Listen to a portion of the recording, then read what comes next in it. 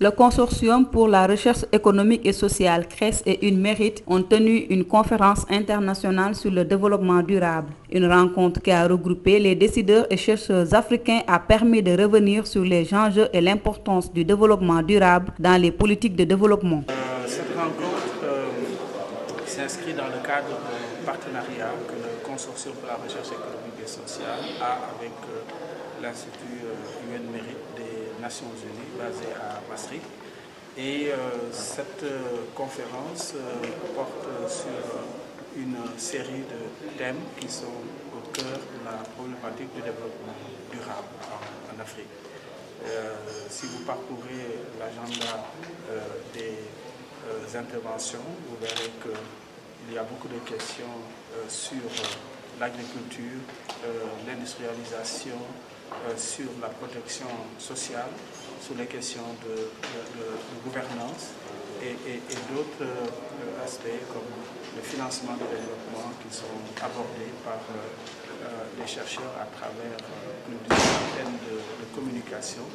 Et nous anticipons qu'avec les discussions que nous aurons autour de ces présentations, nous pourrons repartir avec des idées nouvelles, avec d'autres manières de voir des questions auxquelles nous sommes confrontés quotidiennement.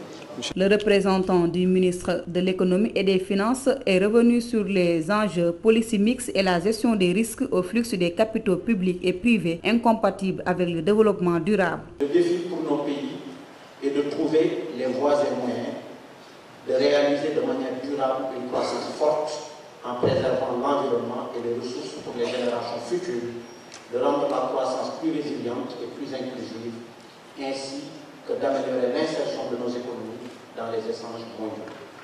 Ce défi recoupe les trois piliers essentiels du développement durable, à savoir l'écologie, pour l'environnement, l'économie et le social, avec une économie inclusive et une solidarité intergénérationnelle. Selon le professeur Diagne, secrétaire exécutif du consortium, cette tendance interpelle tout le monde et oblige à apporter des réponses face à cette situation. Je pense que les leviers sont nombreux, mais il y a un dénominateur commun. Il s'agit dans tous les domaines de faire un usage efficient des ressources dont on dispose.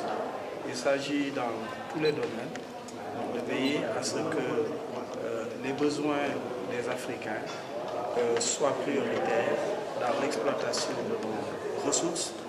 Il s'agit aussi de veiller à ce que le maximum de ces ressources, surtout brutes, soient transformées sur le continent avec évidemment les technologies modernes qui nous préservent de la pollution, qui nous préservent aussi des autres conséquences négatives sur la nature. C'est ainsi que nous pourrons à la fois créer de la valeur ajoutée, créer des emplois, améliorer le bien-être et préserver notre environnement. Le représentant du ministre des Finances a annoncé une enveloppe de 2 milliards pour soutenir la recherche sur les questions de développement. Merci bien. L'Institut des Nations Unies pour la recherche a signé un accord de siège avec le Sénégal depuis 2014. Depuis 2014, et le gouvernement appuie fortement cet institut, en ce sens que tout ce qui participe à la recherche nous intéresse. Aujourd'hui également, la formation, le renforcement des capacités, parce que vous n'êtes pas sans savoir que c'est le deuxième axe du plan Sénégal émergent.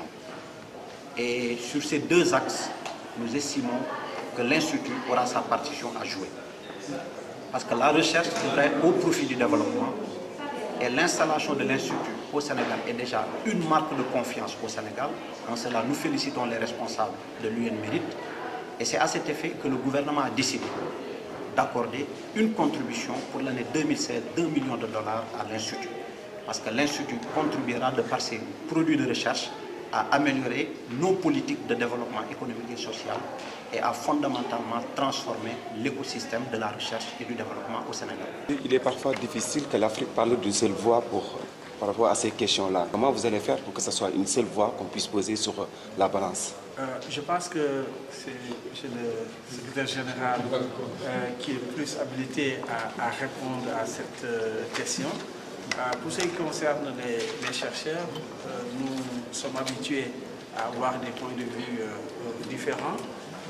C'est ce qui est, si je puis dire, le moteur de la recherche, du savoir. Ce qui est important, c'est qu'à un moment donné, qu'on sache faire la synthèse, voir où sont les intérêts fondamentaux pour ceux qui prennent les décisions. Et en ce moment, ils peuvent s'appuyer sur les savoirs existants et agir dans le sens de l'intérêt général. En perspective de la COP21 qui se tiendra à Paris à la fin de ce mois, les Africains doivent adopter une position commune pour la mise en œuvre de politiques de qualité dans la recherche d'une croissance économique.